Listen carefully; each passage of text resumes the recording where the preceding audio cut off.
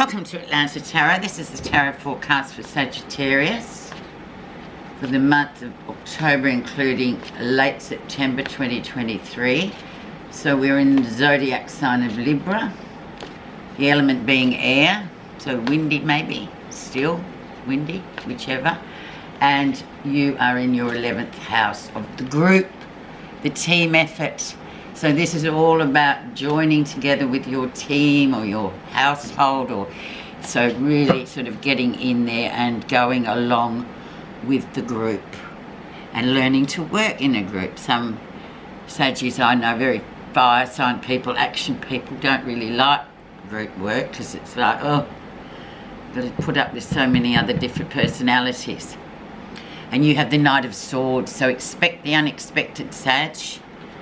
Anything can happen when the Knight of Swords comes along. However, with him, the proviso is he will come in very quickly and he will leave very quickly. So whatever comes in, it will cause a disruption and a surprise, but just remember, it's very quick. It's Gemini energy, so be careful. We know the Geminis work at great speed.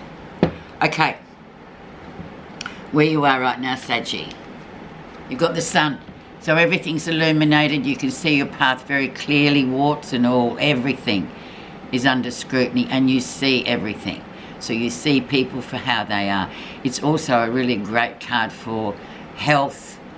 It's also a great card for sort of yes answer card. If you want a yes answer, it's a big yes, but it's just a very happy sunny card.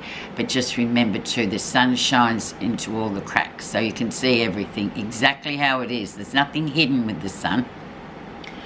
So let's see the influencing card that will has influenced the sun and the rest of the reading.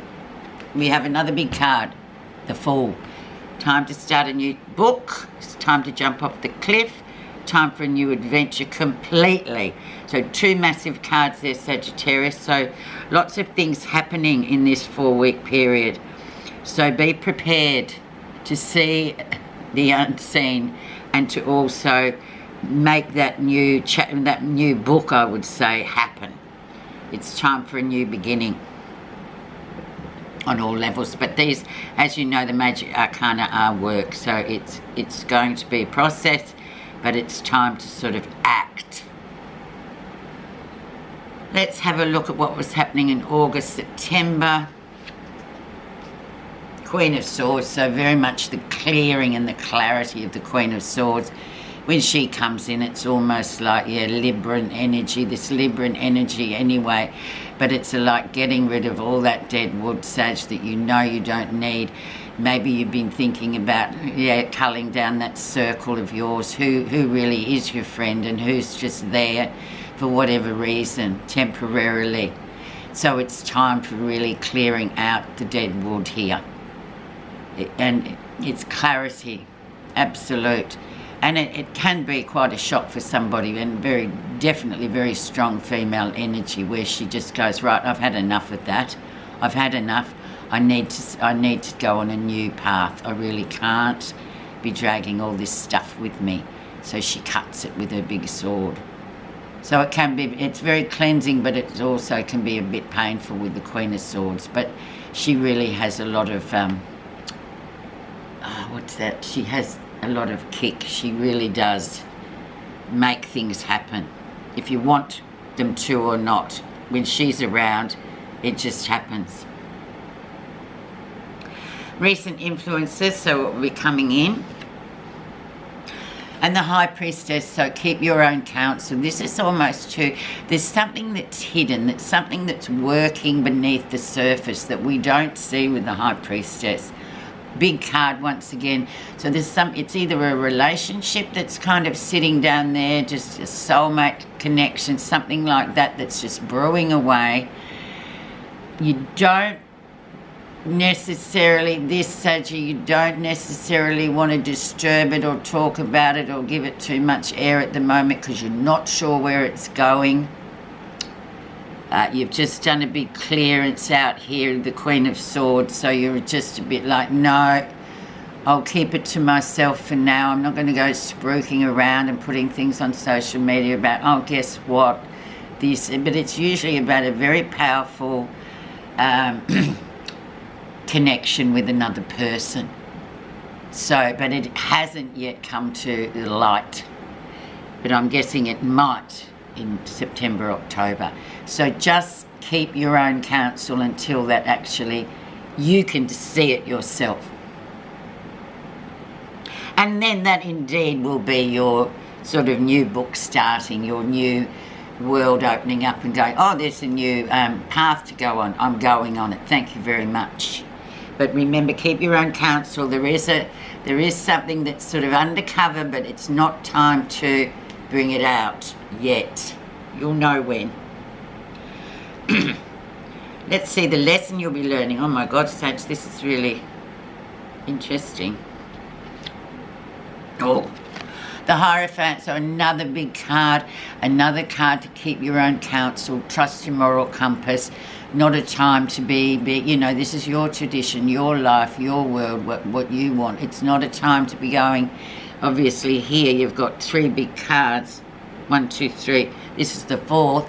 You're not going to be going telling everybody prematurely about anything until you yourself find in your moral compass that sits well with you and your tradition and your faith. There's no point in telling anybody about this or really breaking out with this big news story yet. You need to know in your heart that it's right for you and trust that, because if you don't, you never know. You might tamper with something really magical, because you've got these Hierophant and High Priestess are literally brother and sister in the tarot. So they're very close, male and female energy. So I'm guessing there is something quite strong about a relationship that's still undercover here. And it is to keep it sacred at the moment. Okay, very interesting. All these big cards, Sage. 2, 3, 4 already. 4 out of 6. Okay, let's see. Near future. Oh my God. Judgment. Another big card. Another big energy.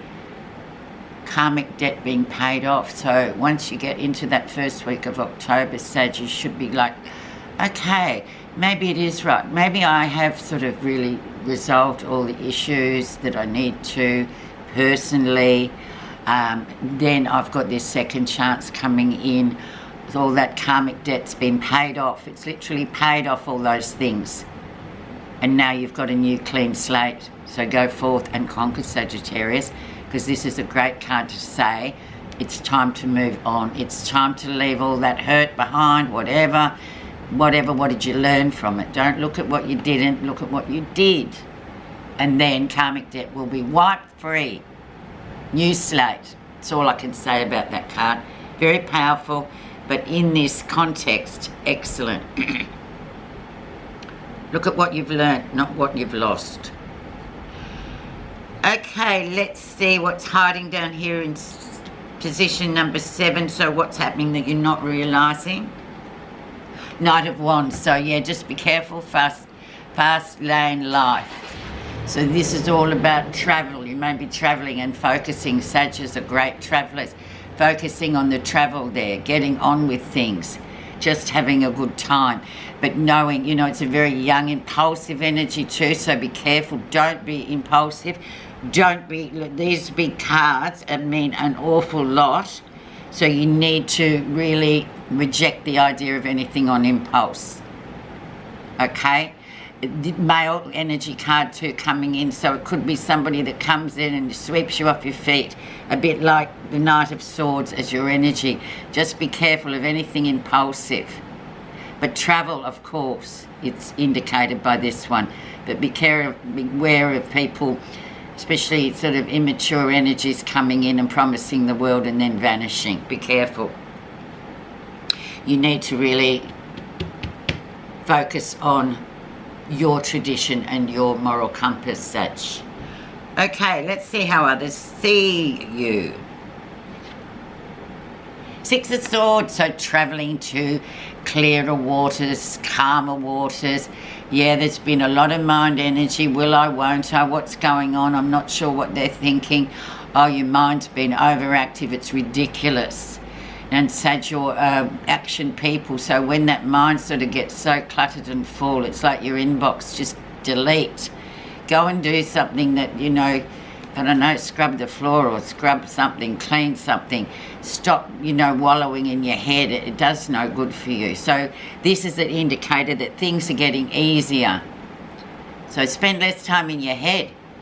That's how others see you. But they also see you with the Six of Swords, you know, running into obstacles and then miraculously getting out of trouble, miraculously moving on. So that it's a good card, but then it's also a card to say don't use that mind energy up too much, or else you just end up like it's horrible, frustrating. Okay, let's now have a look at what you're feeling positive about. Ace of Wands, fertility, new beginnings, lots of energy coming in, heaps and heaps and heaps of energy. Be careful, younger girl, younger people, about your fertility. This is a very big fertility sign there, but it's also a sign for new projects and the energy to complete them and to start them. Fantastic card. You couldn't get a better card, but you know this is happening, so you're feeling very positive about this, which is fantastic. Real Sagittarian card. Moving forward, action. Such an amazing reading, Sagittarius. Okay, let's now look at the outcome, the final outcome. Nine of Cups, so you get your wish card emotionally at the end. So just before we move into Scorpio, which will be a big deep dive, we have the emotional wish card. So whatever it is that you wish for, you will attain that wish, but as long as you keep the parameters that have been suggested here, especially by 1, 2, 3, 4, 5 big major cards. So let's have a look at what the Wisdom of Avalon has to say for your clarifier. Let's put it on the Nine of Cups, which is the outcome, because that can be a bit of a here nor there card.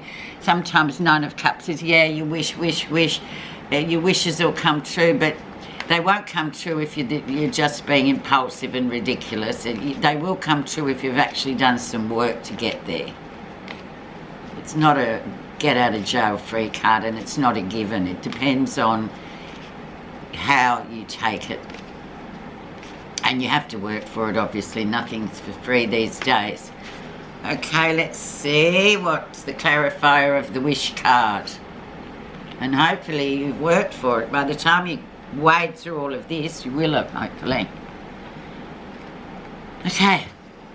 Oh, High Priestess. There we have it again. Okay. Let's see, number 2. Oh, High Priestess times 2 in here. Discernment, prescience, prophecy, vision. Intuition, prescient sight, higher knowledge, receptivity, the ability to work with subtle energies of spirit and the psychic powers of the feminine. These are the aspects of the High Priestess of Avalon. When the High Priestess appears before you, she asks you to trust your intuition and to throw the net of your awareness out into the world around you, pulling in truths that may defy your intellect, rational mind, or what others wish to falsely or superficially portray. Go beyond the ordinary, past the chaos of modern life, and trust your inner vision to guide you on this path. Pay attention to your dreams and keep track of your intuitive hunches, for when the High Priestess appears, she asks you to look for the thread of truth in these places. Be discerning in all that you do at this time, for the High Priestess reminds you that all is not as it seems to be.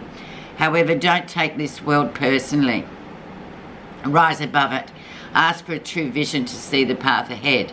You will be given this vision. All you need to do is ask the Goddess and be open to receiving it. The High Priestess reminds you of the feminine principle of receptivity, gathering power by receiving information and waiting for others to act first.